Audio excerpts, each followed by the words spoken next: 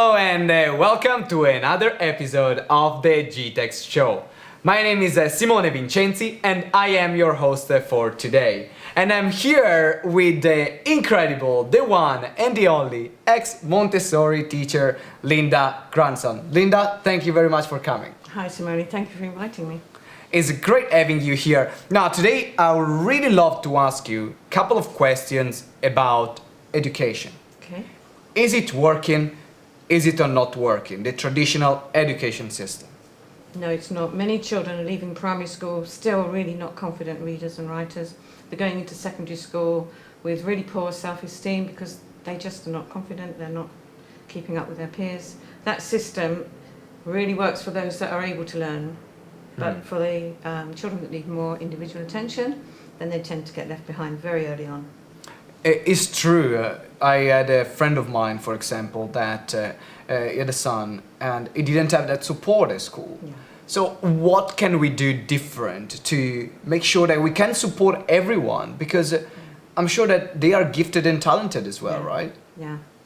Yeah, well, I originally trained as a nursery nurse and I went to work in state schools as a teaching assistant with the view that I probably would become a teacher in the state system. But I really got to the point where I felt I couldn't support that system anymore. I couldn't support myself working in that system. There was such a lot of sarcasm in the discipline, so much moving on because this is what we covered in this lesson, this is what we do in the next one, regardless of what happened to the children that didn't quite get it. So I took some time out and I trained as a Montessori teacher, and the insight that I got there from the way that every single child is assessed and starts at the point where they need to learn, and there are mixed ages in the classroom, so nobody feels disadvantaged, they're all there learning together, and it's a very multi-sensory environment. But the biggest thing I got from that was the phonic learning scheme. Okay. And where I'm at the moment is I'm actually writing my own phonic reading scheme because the way that Montessori teachers Can you tell us a bit more about the phonic reading scheme? What's unique about that, and what's the phonic reading scheme for those of you that, for those of us that don't know? Okay.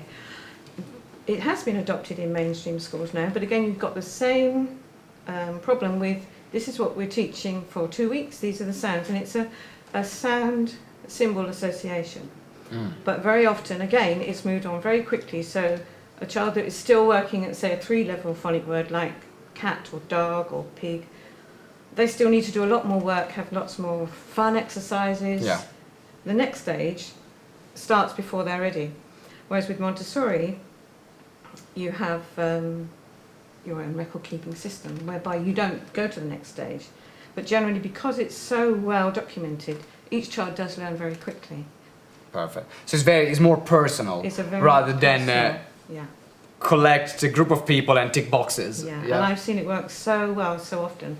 That's why I decided to write my own scheme, because as a Montessori teacher you're trained to write the stories for the individual child, what interests them. So there isn't a reading scheme for Montessori really, and it takes so much time for the teacher. So that's my passion at the moment, actually. Can you tell us a bit more about the books that you're writing? Because you wrote more than 40 books, right? Yeah, at the moment. It's incredible. So can you tell us a bit more about that? Okay, I wrote 40 because I wanted to have 2 different books so that they would have lots to do at the early stages and really create a confident reader. And so one of them is on a farm, which is based on my childhood experiences of having a holiday on a farm with my Uncle Jim. Hi Jim. Yeah. And the other is my own family, and my husband was Jamaican and we have 4 children. So I've based the characters in the second scheme on those experiences, birthday parties, growing up. So that's where I'm at the moment. I'm really passionate, and I know that will make a difference for a lot of children. My experience was, I can give you an example of one little boy. Please do. One of many, but this particular child, I think he was 7 or 8, and his mother was desperate because he'd been assigned needing a special school, and she didn't want him to have it because she knew he was actually a very bright child. Anyway, he came in looking very odd and behaving very badly, but I always had that stand that I'd give them all 6 weeks to see how they could settle. At first he was under the table, on the table, writing everywhere. Anyway, he settled down and he did learn to read and write very well. He stayed with me for 4 years. He went on to secondary school and I didn't hear any more. And then a couple of years ago, somebody ran up and grabbed me in Sainsbury's and said, I'm so glad I've seen you. I'm so glad I've tried to find you because I want to tell you that my son has actually just been awarded the highest award in Haringey for the Wow. greatest young achiever. And she said if he hadn't had that education, he wouldn't, or that chance, he wouldn't have got So it. what you are creating is really, really, really powerful. Yeah. Now, Linda, how can people get in touch with you and support you in spreading the word to help those kids? Okay.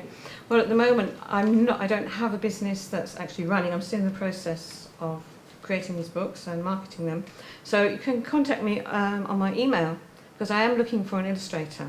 Brilliant. So So- if you are an illustrator Yes. and you're passionate about making an impact to kids' life, get in touch. What is your email, Linda? Okay, it's Linda Grandson, which is with a D, like a grandchild, Linda Grandson at yahoo.co.uk. Fantastic, Linda. Thank you very, very much for being on the GTeX Show today. I'm happy that you came, and I'm looking forward to seeing you another episode. Thank you for coming. Thank you very much. And guys, see you next. Bye. Thank you.